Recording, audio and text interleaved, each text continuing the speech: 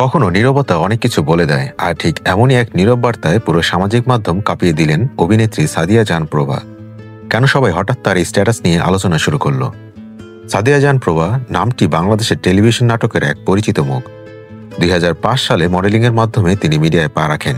এরপর খুব অল্প সময়ে তার অভিনয়, অভিব্যক্তি ও ক্যামেরার সামনে স্বাভাবিক উপস্থিতিতে জয় করে নেন দর্শকদের মন। ক্যারিয়ারের শুরুর দিকেই প্রভা হয়ে ওঠেন ব্যস্ততম অভিনেত্রীদের একজন। নাটক, বিজ্ঞাপন, মিউজিক ভিডিও সবখানেই তিনি ছিলেন আলোচনায়। কিন্তু ব্যক্তিগত জীবনের কিছু ঘটনা তাকে একসময় মিডিয়া থেকে আড়াল করে দেয়। তবু প্রভা আবার ঘুরে দাঁড়ান দৃঢ়ভাবে আত্মবিশ্বাস নিয়ে।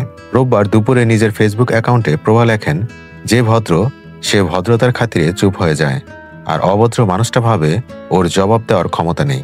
এই ছোট্ট কিন্তু গভীর পোস্ট মুহূর্তেই ভাইরাল হয়ে যায়। মাত্র দুটি লাইন, কিন্তু শব্দগুলোর ভেতরে লুকিয়ে আছে সমাজ, সম্পর্ক, এমনকি ক্ষমতার সমীকরণও। অনেকে বলছেন প্রভার এই পোস্টে আজকের সোশ্যাল বিহেভিয়ার বা টক্সিক কমেন্ট কালচারের প্রতিফলন দেখা যায়।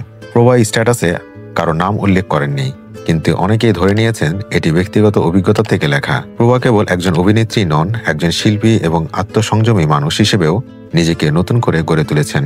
অভিনয়ের পাশাপাশি তিনি এখন একজন সার্টিফাইড মেকআপ আর্টিস্ট। নিউ ইয়র্কের দ্য মেকআপ একাডেমি থেকে তিনি পেশাদার প্রশিক্ষণ নিয়েছেন। এখন প্রভা নিয়মিত নাটকে অভিনয় করছেন। মানুষ প্রভার জীবনের নানা দিক দেখেছেন, কিন্তু তিনি সবসময় নিজের ভদ্রতা আর স্থিরতাকেই ঢাল হিসেবে রেখেছেন। প্রভার এই পোস্ট আমাদের একটাই কথা মনে করিয়ে দেয়, ভদ্রতা দুর্বলতা নয়, বরং সেটি একজন মানুষের সবচেয়ে বড় শক্তি। যখন সমাজে শব্দের জোরে নয়, চরিত্রের জোরে মানুষকে চিনতে শিখব, সেই দিন হয়তো আমরা বুঝতে পারবো চুপ থাকা মানে পরাজয় নয়, বড় সংযম। আপনার কি মত? প্রভার স্ট্যাটাস কি শুধু এক পর্যবেক্ষণ নাকি লুকোনো বার্তা? কমেন্টে জানাতে ভুলবেন না। আর এমনই সেলিব্রিটি বিশ্লেষণ পেতে চ্যানেলটি সাবস্ক্রাইব করুন।